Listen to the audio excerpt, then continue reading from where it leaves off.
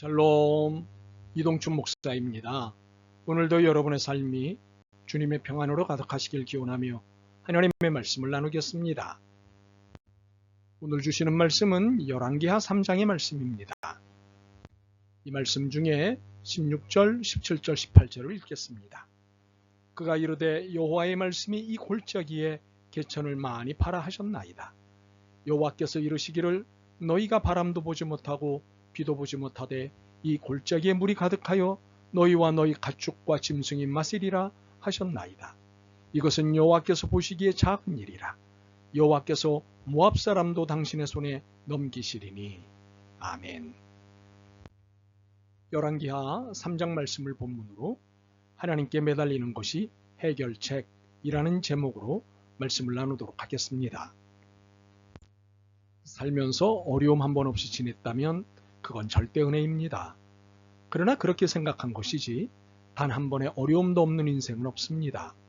더욱이 하나님의 은혜 가운데 있다고 하는 우리들은 더욱 어려움을 겪으며 삽니다. 어려움을 원하는 것은 아니지만 마치 삶의 일부분인 것처럼 어려움은 옵니다. 이렇게 우리에게 어려움이 오는 이유는 무엇일까요? 다양합니다. 자신의 문제에서부터 외적 이유에 이르기까지 다양합니다. 그러므로 이유에 따라 해결책은 달라질 것입니다. 그런데 오늘은 이유보다는 해결 방법에 초점을 맞추어 말씀을 나누겠습니다. 근원적 이유는 하나입니다. 하나님 앞에서의 문제입니다. 물론 내 잘못으로 인해 온 어려움도 있고 내 믿음을 성숙시키기 위한 온 어려움도 있습니다. 내적 요인일 수도 있고 외적 요인일 수도 있습니다. 아니면 이 둘의 복합일 수도 있습니다. 그러나 분명한 것은 내가 하나님의 자녀인 이상 하나님은 이 어려움을 간과하지 않으신다는 사실입니다.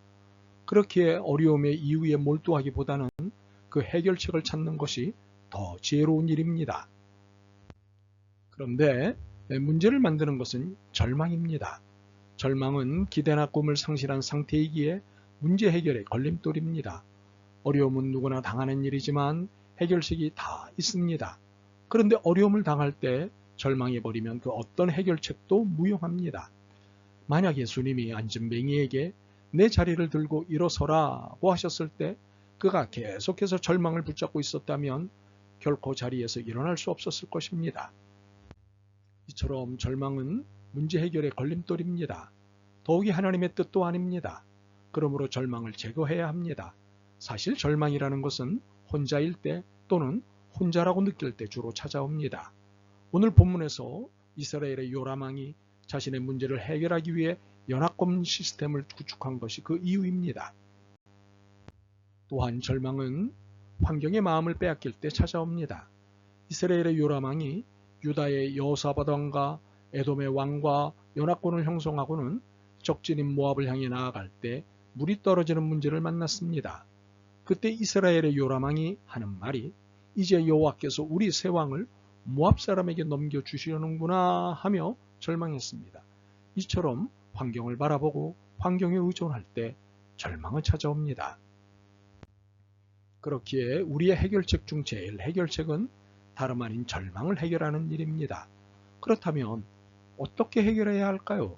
여러 방법이 있지만 그 중 하나가 하나님의 사람을 찾는 것입니다. 하나님의 사람이란 영적 지도자를 말합니다. 11절 상반부를 봅니다. 여호사밧이 이르되 우리가 여호와께 물을 만한 여호와의 선지자가 여기 없느냐 하는지라. 이들에게 물이 바닥나는 문제가 발생했습니다. 사방 어느 곳에서도 물 한 방울 발견할 수 없었습니다. 이 상황에서 그들이 내린 결론은 하나님이 우리를 전쟁에서 지게 하시려는구나 였습니다. 그때 유다의 여호사밧 왕에게 하나님의 사람을 찾아야겠다는 생각이 들었습니다.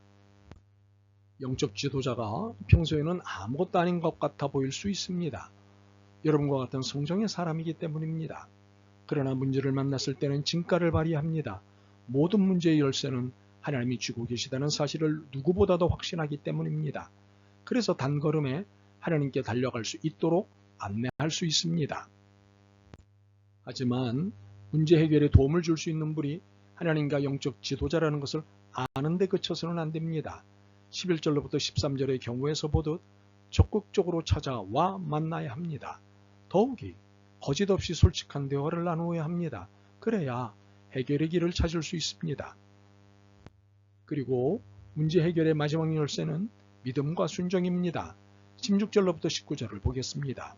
그가 이르되 여호와의 말씀이 이 골짜기의 개천을 많이 파라 하셨나이다. 여호와께서 이르시기를 너희가 바람도 보지 못하고 비도 보지 못하고 이 골짜기에 물이 가득하여 너희와 너희 가축과 짐승이 마시리라 하셨나이다. 이것은 여호와께서 보시기에 작은 일이라. 여호와께서 모압 사람도 당신의 손에 넘기시리니 당신들이 모든 견고한 성읍과 모든 아름다운 성읍을 치고 모든 좋은 나무를 베고 모든 샘을 메우고 돌로 모든 좋은 밭을 헐리이다 하더니 주님이 시키시는 대로 믿고 하는 것입니다. 18절 말씀처럼 어떤 문제라도 하나님 보시기에는 작은 일이기 때문입니다. 사실상 이것은 매우 중요한 믿음입니다. 오래전 여호수아와 갈렙이 40일간의 가나안 정탐을 마치고 돌아와 보고할 때 저들이 아무리 장다해도 하나님의 밥이다 라고 보고한 적이 있습니다. 그리고 어린 다윗이 골리앗을 상대로 물매를 날리기 전에 거인 골리앗을 향해 하나님의 이름을 욕되게 하지 말라고 호령했던 적이 있습니다. 이들의 태도는 하나님께는 어떤 문제도 작은 일에 불과하다는 것을 보여준 것입니다. 문제는 절망을 가져오지만 믿음은 문제를 해결합니다. 그리고 믿음에 따른 순종이 반드시 뒤를 이어야 합니다. 믿음이 있노라고 헐벗은 형제를 돌보지 않는 것은 믿음 없는 것이라고 한 야고보 사도의 지적에서 순종의 중요함을 읽어야 합니다. 성경은 순종이 제사보다 낫다고 하십니다. 믿음의 사람들은 한결같이 순종의 사람이었습니다. 그런데 문제를 만났을 때 무엇보다도 갈급한 것은 해결의 시간일 것입니다. 힘들기 때문입니다. 그러니 문제가 언제 해결될 것이냐에 관심이 있을 수밖에 없습니다. 물론 하나님을 믿으니 문제가 해결되는 것은 사실이겠지만 해결되기까지는 힘들기 때문에 참으로 기다리는 시간이 초조해집니다. 그렇다면 과연 언제 문제가 해결될까요? 아니면 언제쯤 해결된다는 확신을 강하게 가질 수 있을까요? 20절을 보겠습니다. 아침이 되어 소재 드릴 때에 물이 에돔 쪽에서부터 흘러와 그 땅에 가득하였더라. 언제 물 문제가 해결되었습니까? 그렇습니다. 아침입니다. 아침 소재를 드릴 때 문제가 해결되었습니다. 오늘날의 형편으로 이해하자면 새벽 기도회 때 문제 해결을 받은 것입니다. 그러니 새벽 기도회를 하셔야 될 것 같습니다. 사실 새벽에 드리는 기도는 은혜가 넘칩니다. 그런데 부담스러우시죠? 이것의 본질적 의미는 하나님께 매달리면 반드시 해결된다는 의미입니다. 오늘 우리는 문제 해결책을 찾았습니다. 여기서 중요한 것은 믿음과 순종입니다. 이것이 없이는 그 어떤 묘책도 휴지 조각에 불과합니다. 그러므로 결단이 필요합니다. 믿고 맡기십시오. 하나님께 매달리는 것이 해결책입니다. 아멘.